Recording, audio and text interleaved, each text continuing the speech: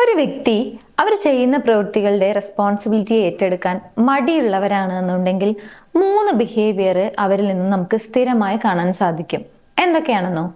ഒന്ന്, എല്ലാം നിങ്ങളുടെ തെറ്റാണ് എന്ന രീതിയിലായിരിക്കും അവരുടെ ബിഹേവിയർ. ഫോർ എക്സാമ്പിൾ, നിങ്ങൾ എന്തെങ്കിലും ഒരു കൺസേൺ അവരോട് എക്സ്പ്രസ് ചെയ്യാണ്. അങ്ങനെ പറയുന്ന സമയത്ത് നീ വളരെയധികം സെൻസിറ്റീവ് ആയതുകൊണ്ടാണ്, അല്ലെങ്കിൽ എല്ലാം പേഴ്സണൽ ആയി എടുക്കുന്ന സ്വഭാവം കാരണമാണ് ഇങ്ങനെ തോന്നുന്നത് എന്ന രീതിയിലായിരിക്കും അവരുടെ റെസ്പോൺസ്. ഇനി എന്തെങ്കിലും ഒരു ക്ലാരിറ്റി കുറവ് നിങ്ങൾക്ക് തോന്നുകയാണ്, കൺഫ്യൂസ്ഡ് ആവുകയാണ്, അത് ചോദിക്കുന്ന സമയത്ത് നീ ഡ്രാമ പ്ലേ ചെയ്യാണ്, അല്ലെങ്കിൽ ഇത്രയധികം ഡ്രമാറ്റിക് ആവരുത് എന്ന രീതിയിൽ ആ ഒരു കംപ്ലൈന്റ് തിരിച്ച് നിങ്ങൾക്ക് തന്നെ നൽകും. ഇനി എന്തെങ്കിലും ഒരു ഇഷ്യൂ ഉണ്ട്, ആ ഇഷ്യൂ അഡ്രസ് ചെയ്യുന്ന സമയത്ത് ആ പ്രശ്നം നിങ്ങളുടേതാണ് എന്ന രീതിയിലായിരിക്കും അവരുടെ റെസ്പോൺസ്.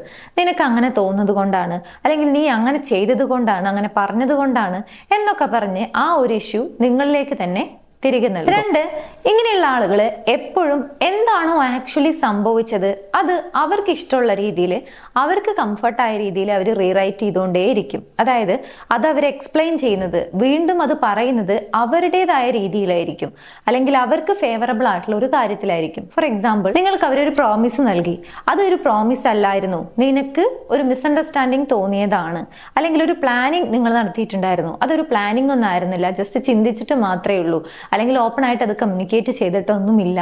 ഇങ്ങനെ അവർക്ക് ഇഷ്ടമുള്ള രീതിയിൽ, അവർക്ക് കംഫർട്ടായ രീതിയിൽ അവരെല്ലാ കാര്യങ്ങളും വളരെ ക്ലിയർ ആയിരിക്കും എന്താണ് സംഭവിച്ചത് എന്നുള്ളത്, പക്ഷെ അവർക്ക് ഇഷ്ടമുള്ള രീതിയിൽ അത് റീറൈറ്റ് ചെയ്യും. 3, എന്തെങ്കിലും ഒരു കാര്യത്തിൽ റെസ്പോൺസിബിലിറ്റി ഏറ്റെടുത്ത് അവർ സോറി പറഞ്ഞു എന്ന് തന്നെ വിചാരിക്കും. അതായത് അതേ മിസ്റ്റേക്ക് തന്നെ വീണ്ടും ചെയ്യും, സോറി പറയും, വീണ്ടും ചെയ്യും, സോറി പറയും.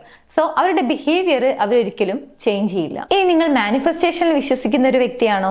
നിങ്ങൾ ആഗ്രഹിക്കുന്നത് പോലെ നിങ്ങളുടെ ലവിങ് റിലേഷൻഷിപ്പ് നിങ്ങൾക്ക് മാനിഫെസ്റ്റ് ചെയ്യണം എന്നുണ്ടെങ്കിൽ അതിനുവേണ്ടി നിങ്ങൾക്ക് ഫോളോ ചെയ്യാൻ കഴിയുന്ന ഒരു പവർഫുൾ ആയിട്ടുള്ള അഫർമേഷൻ ഉണ്ട്. അഫർമേഷൻ വേണ്ട ആളുകൾ സ്ക്രീനിൽ കാണുന്ന നമ്പറിലേക്ക് ജസ്റ്റ് ഒന്ന് ലവ് മാനിഫെസ്റ്റിംഗ് അഫർമേഷൻ എന്ന് വാട്സപ്പ് ചെയ്യുക.